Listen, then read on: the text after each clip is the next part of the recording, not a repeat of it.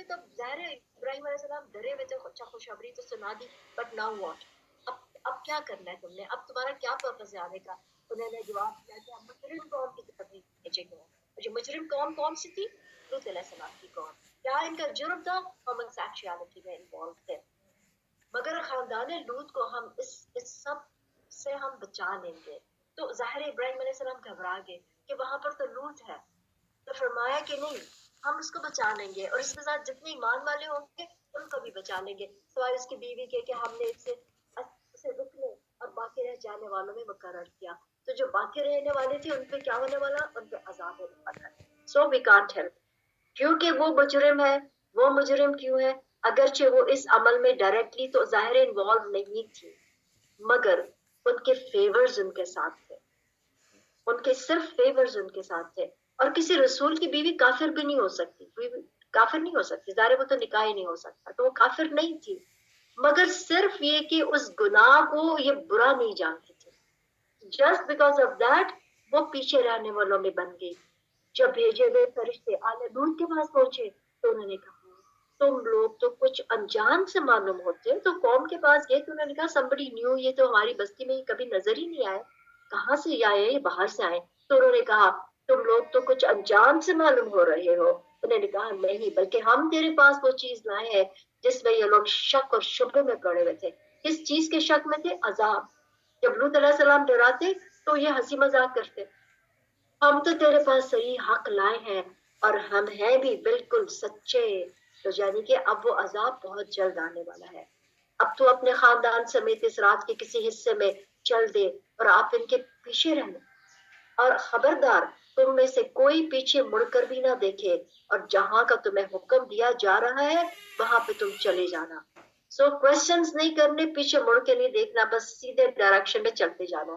اور ہم نے اس کی طرف اس بات کا فیصلہ کر دیا کہ صبح ہوتے ہوتے ان سب کی جڑیں کاٹ دی جائے گی.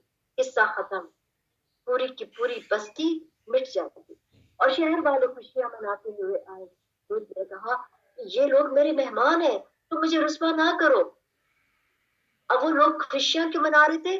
چلو یہ جو لڑکی آ گئی نا تو اب کیا ہے کہ اپنا ایک گناہ کا کام ہے، ہم ان کے ساتھ کریں گے. اور لوط علیہ السلام جو ہے نا وہ پریشان ہو رہے ہیں کہ یہ مہمان ہیں، ان کے ساتھ تمہیں حرکت نہ کرنا. واتقوا اللہ، دیکھو اللہ سے ڈرو، ولا تخزون، اور تم مجھے رسوا نہ کرو.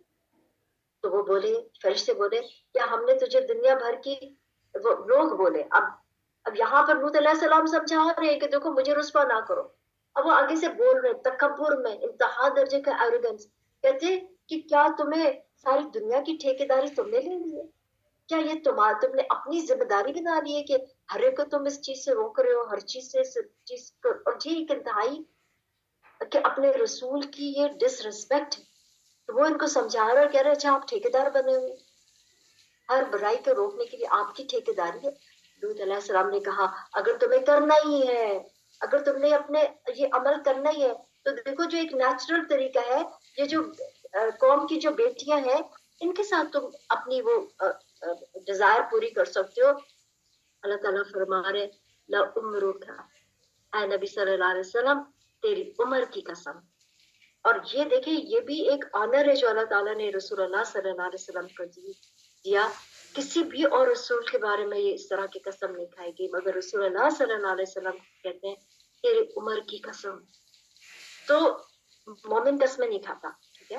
اور اگر مومن قسم کھائے گا بھی تو وہ اللہ کے علاوہ کسی کی قسم نہیں کھائے گا. تیری جان کی قسم، تیرے سر کی قسم، قرآن کی قسم، تیرے بیٹے کی قسم نہیں، کوئی قسم نہیں، کیونکہ وہ شرک ہوتا ہے. اور یہ اللہ تعالیٰ فرما رہے ہیں کہ اے نبی صلی اللہ علیہ وسلم تیری عمر کی قسم، وہ تو اپنی بدمستی میں سرگرداں تھے. یعنی کہ ان کا حال کیا تھا کہ ان کی عقل جو تھی پوری طرح سے ان کی مت ماری ہوئی تھی. اب وہ اس مستی میں تھے، وہ اس نشے میں تھے کہ اب یہ نوجوان آئے، یہ نئے لوگ ہیں، لیٹس ٹریپ دم، ان کے ساتھ ہم اپنی شہوت پوری کرتے ہیں. بس سورج نکلتے انہیں ایک بڑے زور کی آواز نے پکڑ لیا. ایک ایسی چنگھاڑ آئی سورج نکلتے ہوئے، جیسے سورج طلوع ہو رہا ہے نا، تو وہ ٹائم کیا تھا؟ ان کے خاتمے کا ٹائم تھا، the end of them. اور بعض یہ کہتے ہیں کہ یہ آواز اتنی زوردار آواز تھی، اتنی زوردار آواز تھی کہ اس آواز ہی کی وجہ سے سارے یہ ختم ختم ہو جائے. اور پھر یہ بھی کہا جاتا ہے کہ جو ان کی جو بستی تھی، ان کی جو پوری جو کہے گاؤں کہنے شہر کہنے، ان کے جو گھر تھے زمین سے اٹھا کر آسمان تک لے جائے گے اور وہاں سے ان کو الٹا زمین پر پھینکا گیا، اور اس طرح سے جو اوپر کا حصہ تھا وہ نیچے اور نیچے کا حصہ اوپر، یعنی تہو بالا ہو گیا، چکنا چور ہو گیا. تو یہ شہر بالکل تباہ ہو گیا، یہ بستی بالکل تباہ ہو گئی. بالآخر ہم نے اس شہر کو اوپر تلے کر دیا اور ان لوگوں پر پتھروں والی بارش برسا دی. یعنی کہ ایک عذاب کے بعد دوسرا، دوسرے کے بعد تیسرا، اور لگاتار عذاب ہو رہا ہے.